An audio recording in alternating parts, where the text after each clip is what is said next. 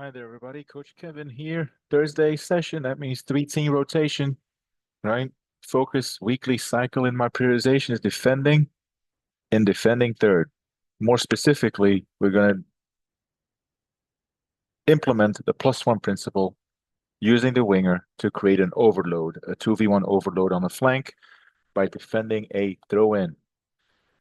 On Monday, this was a session on Monday, so session number 1 for this weekly cycle. Defending a throw-in, so basically the how.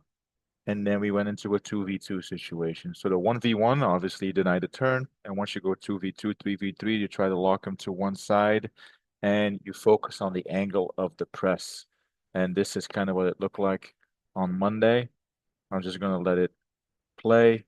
So on Monday, we start off the warm up just to throw in, and then it was a 1v1 situation where the attacker controlled the ball with his back to the defender, and defender basically the speed, the angle, and the distance of the press is something that we focused on. And we were playing towards an end zone. So this here, right, defender is right on him, and he can take the ball to the end zone. And then we progressed into a 2v2 situation with the winger starting from in front of the ball.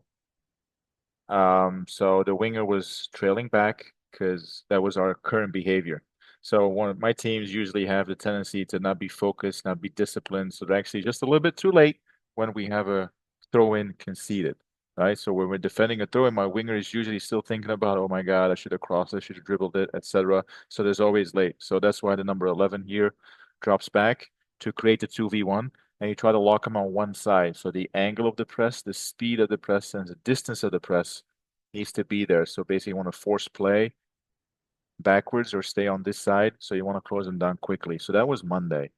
So we did the how and progressing it to a 2v2 situation. On Tuesday, let me show you guys the Tuesday one. Right? We actually have a half field space, so it was a goalkeeper plus everybody was on the field. So it was basically just a full game, 10v11 half field space, right? And it was basically trying to outnumber the opponent on one side. So it's the same principle of play again. You try to lock them to one side, main principle, sub principle, angle of the press, and get numbers around the ball. So this is what we did on Tuesday with a throw in, you see it's a 3v3 situation. It's actually a 3v4 situation because the thrower, the ball carrier has the ball. So we try to include the winger here to create that overload, the 2+1 strategy overload. And so anywhere that ball thrower would throw the ball, where it's down the line, sideways or back, there's always going to be a 2v1 situation. If and only if your winger drops back in time. So here we go again, right? So we have the ball goes out of bounds. I'll just pause it next time. So this is a 3v3 plus the thrower. So it's actually a 3v4. You guys are following me? Number 11 is our winger highlighted here. He needs to drop back. So inside the square now, we basically went from a 3v3 situation to a 4v3 situation inside the yellow square. So now we're going to try and create numbers up no matter where the thrower would throw the ball. So obviously, everybody else is partnered up one-on-ones, right? So you really want to force play and predict the play down the line. So there's a 2v1 situation, but all the rest is right there. So down the line, we have a 2v1. Obviously, if your winger is quick on their feet, focus and discipline, they can also read the body shape of the thrower. So if they throw the ball sideways, we can outnumber the opponent there.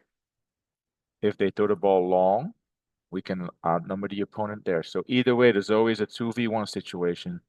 The only thing that could possibly happen is if the winger, the attacking winger, is quick and sharp and they know how to unmark themselves or detach themselves from a defender, there's usually a throw and a bounce pass.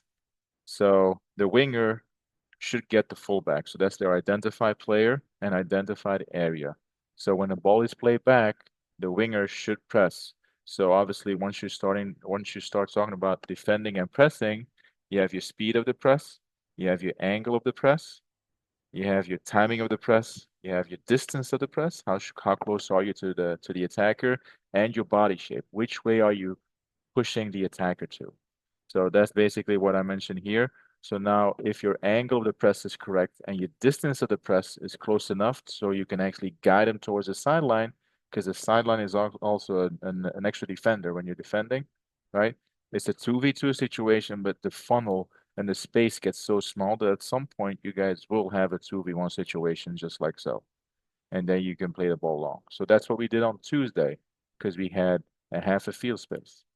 Now today, Thursday, right, we have typically a three-team rotation. So the size of the field is the length of two 18-yard boxes and the width of an 18-yard box. And then you have 5v5 inside the square, and you have 4 or 5 bumpers depending on how many players you have at practice. I use 2 big goals. You can also use 1 big goal and 2 mini goals. Depends on how many goalkeepers you have at practice. So it's easy to navigate and adjust your load and adjust your organization of your session. So the whole idea here is that we can, again, when the ball goes out of bounds, we actually take the throw in, and so we can actually coach. So make sure that the teams line up in a 2-1-2 formation. So basically a square and somebody in the middle. So you can actually mimic and mirror what we are actually looking for on the field. And it kind of looks like this. I'm just going to let it play. But the principles are always the same. You want to close the space, try to limit passing options, right? So this is just a mimic. We win the ball back, ball goes out of bounds. There's a throw in. So the 4 and the 9 have a 1v1 situation, 6 and 8, 1v1. And then you're looking at your 2 attacking players here to shift over. So in this case, this one functions as the winger in a real game. So the winger, we're looking for the winger to drop back. Right off the bat, this is a 2v1 situation down the line. If you're forward, make sure that there's no pass back and covers a pass back, right? So 1v1 situation all over the field, apart from this 2v1 situation down the line, which is typically the throw that's been played because it's a short pass or a short throw. So that's typically what's going to be played. I highlighted here 1v1. So if the ball goes down the line, it's a 2v1 overload. If the ball goes square or sideways, your winger shifts over, it's a 2v1 overload. If the ball goes back, it's a 2v1 overload. Right? So either way, there's always going to be a 2v1 situation if your winger does what he needs to do. Right? Um, don't forget, this is basically just my profile on Instagram. I have about 24,000. I'll try to make it 24,000 followers at the Scouting Corner. I post my full curriculum here and here, as well as just training sessions and activities, exercises. So make sure to go to my profile and just follow. But periodization, how long does your game need to be in order to, physically get your players ready for the game on the weekend? Let me just go down here. So this is a 5v5 situation plus your bumper. So you're basically looking at a 4-minute work, 1 or 2 minute of rest. So it's 6 minutes per rep. You do 4 reps, so that's 24 minutes, and you do that twice. So that's your 48 minutes with maybe a little longer break in between. So right off the bat, you're around the 50, 55-minute mark for your whole session, right? And that does not include your warm up and your cooling down with maybe stretching, right? So don't forget, it's a 4-minute, 5-minute game, 1 minute rest, 2-minute rest. You do that 4 times, and that whole set, you do that twice. So that's your 55 minutes. I mentioned the goals that you can manipulate or influence your intensity and the dynamic of training. So instead of using 2 big goals, if you don't have 2 goalkeepers, use 1 goal, 1 big goal, and 2 mini goals. If you don't have any goalkeeper at all, you can use 4 mini goals, 2 on each side. Um, Manner of scoring goals, you can give your players an extra incentive, like when they win the ball back from a throw in and do the attacking transition and score on that goal on that play, give them double, right? So always make sure what your training objective is. You want to incentivize them by, trying to make them do what you want them to do. So the training objective here is defending the throw in defending third. Here we go. Defending in defending third. We defend the throw in using the +1 principle. It's a 2v1 with the winger. That's it. If you guys are wondering who I am, my name is Coach Kevin. I'm with Point Knights FC. I coach 2 teams. I'm an A licensed coach. I have some players that play for youth national teams as well in the US as well as overseas. I'm from Europe. I'm Belgian. I've done some work in a pro environment as well. And our MLS Next Bracket, I do the scouting for.